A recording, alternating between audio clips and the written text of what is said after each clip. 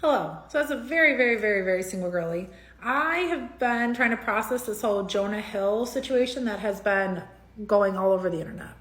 Now you can go look up and see about the whole entire thing behind it, but the foundation of the entire mess was incredibly triggering, and I can relate to that on a couple levels.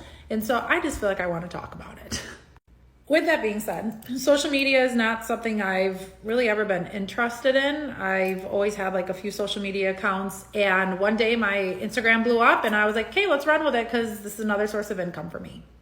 Now, let's be serious. Instagram, I feel like, has become like the #1 dating app, which makes me cringe because I would never want to be on an actual dating app. You're not going to catch me on one, and I don't go on dates. So I try to avoid that entire realm and trying to keep those two things separate. But obviously, once you get a little bit of a following and some of your stuff ends up on the Explore page, you're going to start getting exposure from other people that you probably weren't going to get exposure from before. Now, these guys all do the exact same thing. They find your pictures, the one that they found on the Explore page, and they go through all of your old photos. They like a bunch of your old photos, so you see other things, and they do. But with that being said, it is interesting the picture that they choose to like, and then what can essentially come back and fault you in the end as a female in this situation.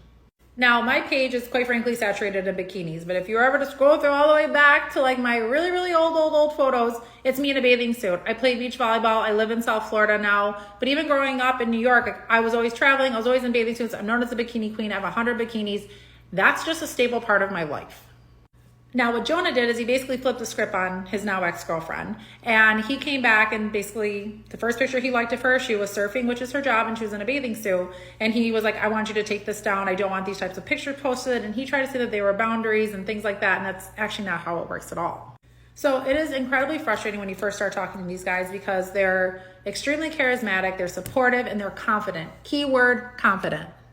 But once you let them in, you start to get a lot closer, they completely flip the script. And then all of a sudden, their insecurities become stronger than their original presented level of confidence. Where all of this ultimately gets triggering for me at the end of the day is where they will come in and they'll start saying like, I don't like how you post this, or these are the pictures that you have, or so many people have access to you and I don't want all that. But as they're doing that to you, they're on a following spree of girls who post the exact same content, if not more riskier content, and they're underneath there in the comment sections, fire emojis, following them, but yet I'm the one who's getting attacked for the things that I'm posting. I need a part 2.